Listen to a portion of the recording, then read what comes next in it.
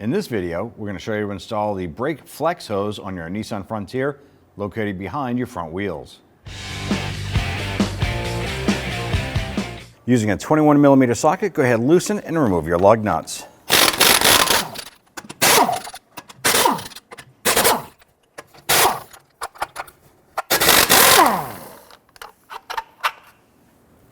Go ahead and grab that wheel, remove it, and set it aside. Now, if you follow the flex hose up here, you're going to come to a bracket and you have your hard line coming over to the top.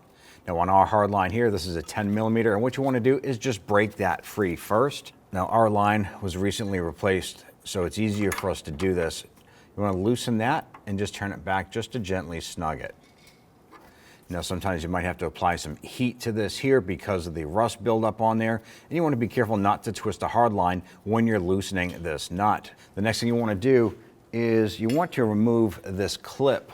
Now we have this tool here with a notch in it, and it's basically a horseshoe clip. It comes around one side and comes around and locks the hard line and the flex line together to the bracket.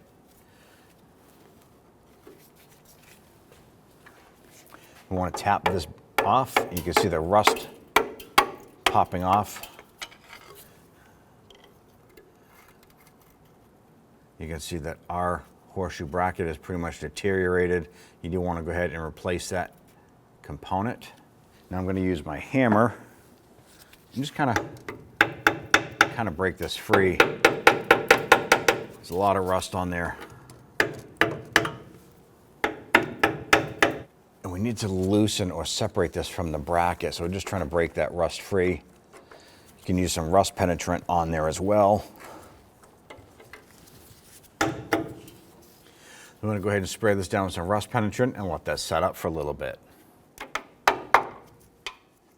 So we're able to break this free from the bracket. We want to go ahead, loosen and separate this flex line here from the hard line.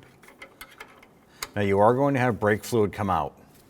So when you're doing this here, make sure you have a catch can underneath the vehicle to catch that brake fluid.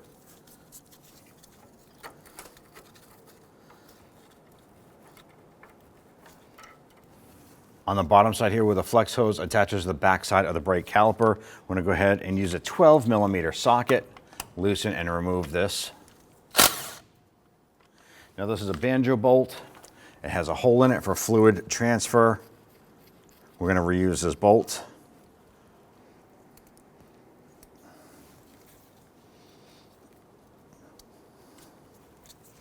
On either side of the hose itself should be a copper washer.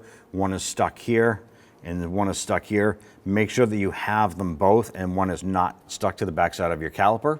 If it is stuck to the backside of the caliper, go ahead and just pop that off. Take your banjo bolt, install a new copper washer on there.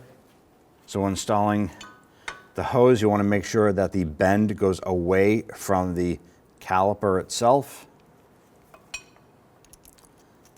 So install your bolt with the copper washer there, line up that little tab with the notch on the back of the caliper. Go ahead and run that in, and we're going to snug that down.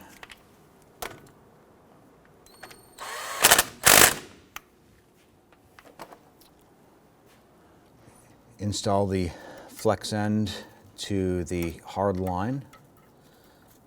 You always want to start this by hand and get it in several threads. You do not want to cross thread this here, otherwise you'll be replacing the hard line as well.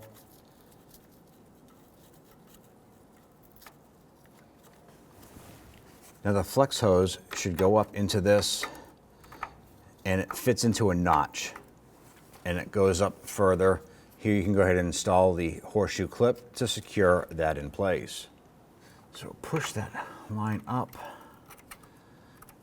Push it down into place. Make sure this is locked in. Now we can go ahead and secure that hard line. Tighten this down.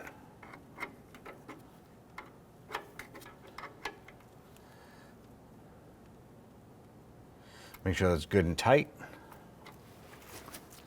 Give it a wipe down, and you do want to go ahead and use a spray solvent of some sort to clean up the residual brake fluid that had leaked out. Clean up your work area, wipe it all down. Now once you've secured both ends of the line, you want to go ahead and open up the bleeder screw here. You might have a rubber cap on the end here. If you do have the rubber cap, go ahead and pop that off. That's going to expose the bleeder screw. And this should be a 10 millimeter. I'm going to go ahead and open this up.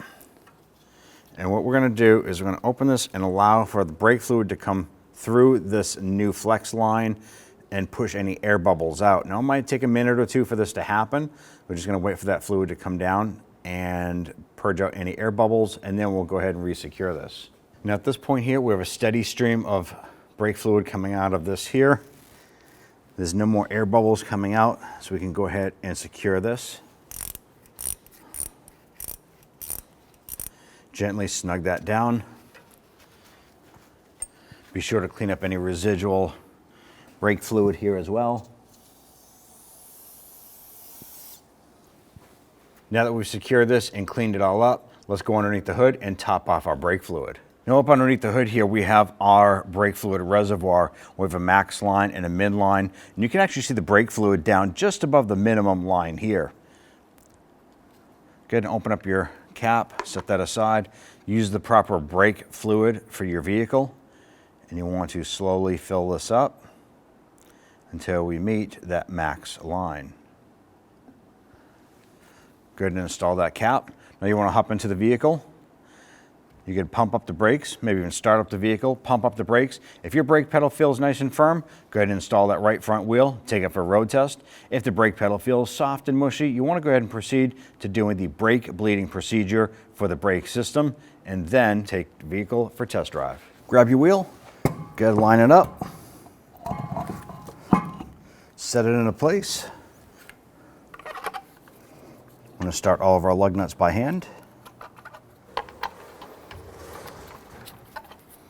Once we have all these started, let's go ahead and snug them down.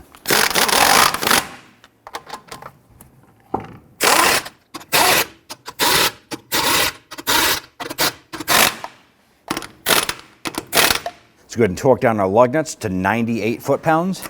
You want to do this in a crisscross pattern.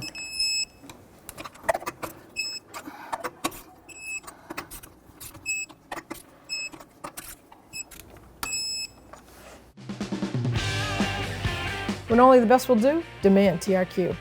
The only company that lets you view before you do. TRQ is committed to offering the highest quality aftermarket auto parts that are engineered for peace of mind. Thanks for using and viewing with TRQ.